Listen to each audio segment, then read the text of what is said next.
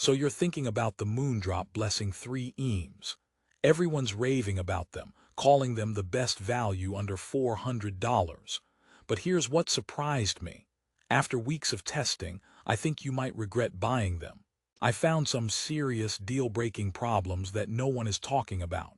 For the best price, click the link in the description. Let's start with the hype because it's real. These are $360 in-ear monitors with a 2DD plus 4BA hybrid driver setup. That's 2 dynamic drivers and 4 balanced armatures. They use something called HODDDUS, which is just a fancy acronym for a horizontally opposed dual dynamic driver module made with 3D printing. It sounds like sci-fi. The faceplates are gorgeous stainless steel.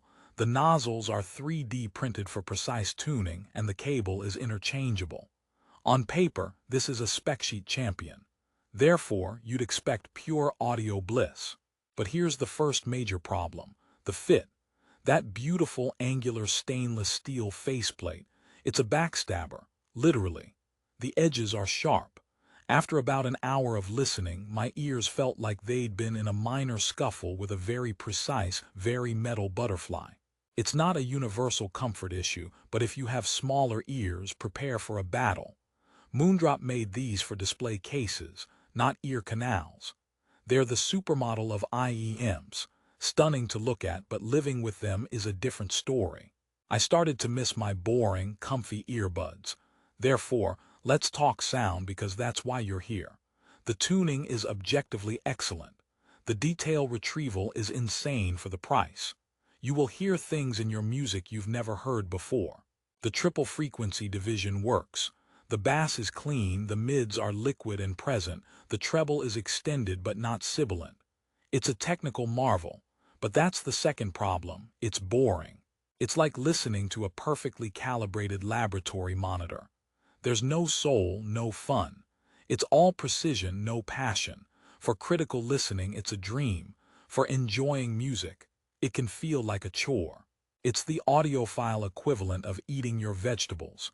And this leads us to the third issue, the cable. It's interchangeable, which is great. The included cable is fine, but it's microphonic.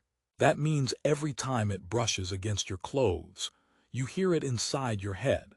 It's like having a tiny microphone taped to your shirt, broadcasting the sound of your own existence directly into your brain. Walking with these is a symphony of swishes and rumbles. You become hyper-aware of your own neck. Therefore, you'll likely need to buy a third-party cable, adding another $50, $100 to the total cost. That $360 price suddenly isn't so fixed. Now, let's dive into bass because some reviews make it seem earth-shattering. The dual dynamic drivers should, in theory, provide visceral physical bass. But here's the twist: it's too controlled. It's tight, textured, and incredibly fast, but it lacks weight and physical slam. If you're coming from bass-heavy IEMs or headphones, this will feel anemic. It's polite bass. It knocks on the door of the party instead of kicking it down. For classical or acoustic jazz, it's perfect. For hip-hop or EDM, you might be left wanting. It's like ordering a steak and getting the world's most perfectly cooked piece of tofu. Therefore, the mid-range is where the Blessing 3 supposedly shines, and it does. Vocals are clear, intimate, and forward. Instruments have beautiful separation, but there's a catch: a slight metallic timbre. Certain voices, especially female sopranos or brass instruments, can sometimes have a thin, almost artificial sheen to them. It's the price of that BA driver speed, and that stainless steel faceplate resonance may be playing tricks. It's not always noticeable, but when it is, it pulls you out of the music. It's like watching a 4K movie where you can see the makeup on the actor's face. Let's talk about the elephant in the room: the 4.1-star Amazon rating. Most reviews praise the sound, but read between the lines, many mention the comfort. Some mention needing new eartips immediately, which is another hidden cost. The praise is often qualified. It's great for the price, but is doing a lot of heavy lifting. Therefore, the consensus isn't the universal praise you might think. It's praise with an asterisk. And then there's the treble, extended, airy, detailed. But it's a double-edged sword. If your music is poorly mastered or heavily compressed, the Blessing 3 will expose every single flaw. It's brutally honest. There's no warmth or smoothing to hide behind. This isn't a problem with the IEMs per se, but it's a problem for your listening experience. You can't just throw on any old Spotify playlist. You need high-quality files. It turns casual listening into a critical session. Sometimes you just want to listen to a badly recorded punk rock album from 1992 without wincing. Therefore, we have to discuss value. At $360, the Blessing 3 sits in a brutal price bracket. There are so many competitors. And this is the fourth and biggest problem. It's a jack of all trades, master of none.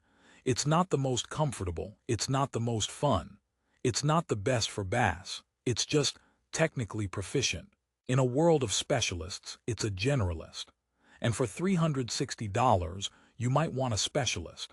It's like hiring a brilliant theoretical physicist to fix your leaky kitchen faucet. He'll explain exactly why it's leaking with incredible detail, but you just wanted the water to stop. So, who are these for? They are for a very specific person, the budding audiophile who values technical ability above all else. Someone who listens primarily to well-recorded music in a quiet room and doesn't mind an analytical, sometimes clinical presentation. They are a benchmark, a reference point. But for the average music lover looking for an upgrade, the problems add up. The fit, the boring tuning, the microphonic cable, the demanding nature. Therefore, my initial statement stands. You might regret buying them. This doesn't mean they're bad. They are engineering marvels. But they come with caveats that most reviews gloss over. They are not the universal recommendation they're made out to be. They require specific tastes, specific ears, and sometimes extra money for accessories. It's a commitment. It's like adopting a very beautiful, very high-maintenance pet. You'll spend a lot of time and money keeping it happy, and it might still scratch you. Therefore, what's the resolution? If you've listened to this, and the problems I've outlined sound like deal-breakers to you, then trust your gut. There are other fantastic IEMs in this price range that might suit you better. Ones that are more comfortable, more engaging, or simply better value. Do your research. The Blessing 3 is a fantastic tool, but it's not for everyone. It's a precision scalpel, not a comfortable Swiss Army knife. In conclusion, the Moondrop Blessing 3 is a paradox. It's a triumph of technology that forgets the human element. It's a product that seems perfect until you actually live with it. The sharp fit, the analytical sound, the hidden costs, they create a barrier to enjoyment. For the right person, it's endgame. For most, it's a lesson. Therefore, don't get swept up in the hype. Consider the problems. Your ears and your wallet will thank you. If you still want to experience them for yourself and make your own judgment, for the best price on Amazon, click the link in the description.